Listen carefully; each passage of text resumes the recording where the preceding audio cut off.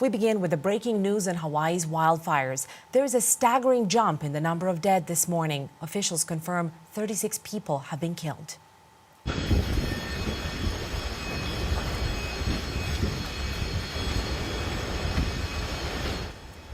That is another look at the video that has the world focusing on the disaster. Flames driven by hurricane-force winds raced through a historic town on the island of Maui. And this is a look at the aftermath. Officials say much of the town is lost. You can hear the pain and anguish in the voices of the people who live there. It's going to take years for fix. Years. This is not even the worst of it. Trying to save people's lives. And I feel like we're not getting the help we need. This is a look at the devastation from the air. Officials say rescuers are continuing to work to reach people cut off in the aftermath, and the U.S. military is deploying to help searchers and firefighters. At least 3 wildfires have been burning in Maui. Officials are urging people to leave the devastated town of Lahaina and the island. Last hour, we spoke with Clint Hansen, who lives on Maui, not far from Lahaina. He tells us a harrowing story about trying to track down a friend after the flames swept through. We have lots of friends and family on the west side of the island that are still unaccounted for. I'm feeling really fortunate that my friend Michael turned up. He was talking to his mom on the phone, and the last thing he was able to talk to her about was, you know, make sure you take care of my daughter. I want you to know how much I love you. I have to jump into the ocean now in order to escape the flames. And he jumped in, and we didn't hear from him for the at least 20 hours, and we were able to connect with him yesterday. We know he's okay.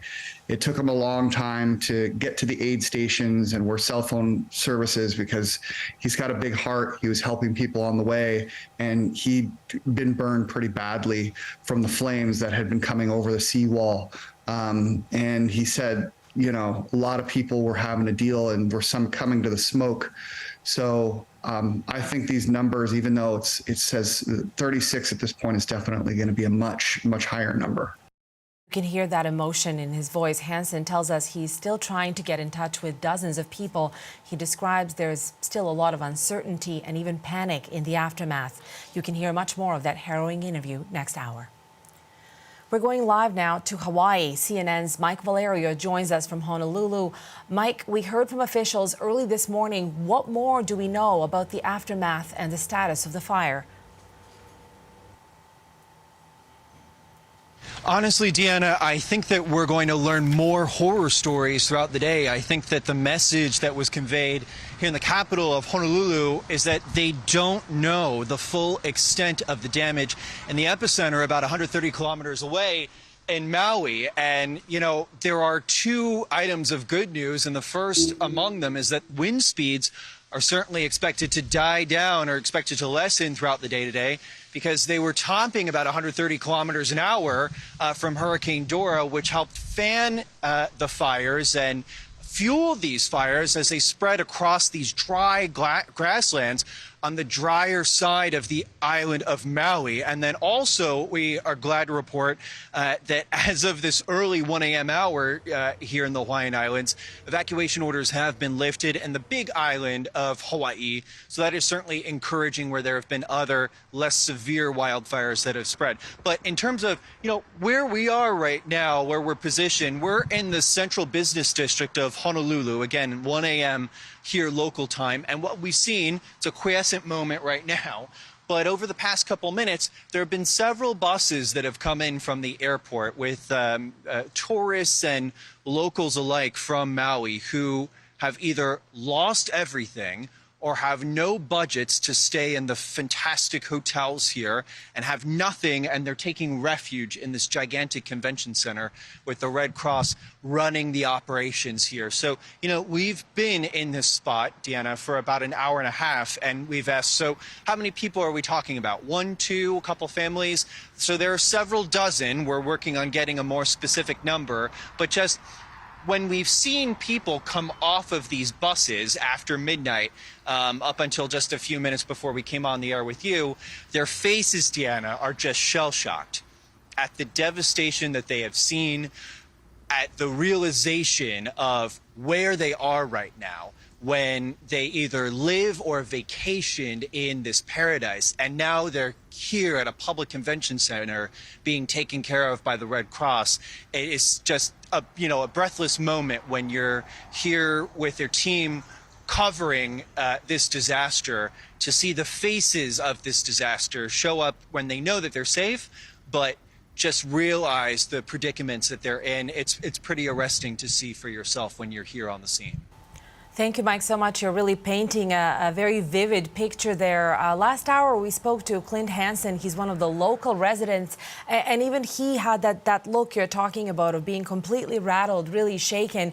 And when you're talking about tourists, of course, they don't know the area as well. They're facing other challenges, including how to get out of there. Tell us about the status of flights and other ways of ignoring, of other ways of getting the tourists out. Yeah, well, the airport, the main airport on the island of Maui, is not quite closed, but Hawaiian Airlines, they are elevating their schedules and their timetables. They're accelerating the number of flights that are coming here to Honolulu to get people out. Essentially, the governor, local authorities in Maui, the sheriff, they do not want anybody coming in. They say that it is certainly, if more people try to come in, a detriment to the people who are working the airport tarmac to try and get as many people out. So what we are able to tell you is that the primary airline, Hawaiian Airlines, they're increasing the number of flights that are going to Maui and that are ferrying people over here, again, 130 kilometers to safety in Honolulu.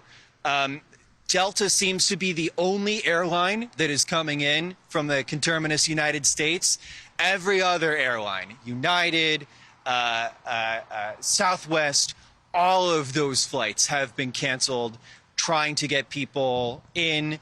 We've heard complaints from the mainland, people whose vacations have been ruined, perhaps aid workers who have been scrambling, trying to get from Los Angeles or San Francisco to help out as well.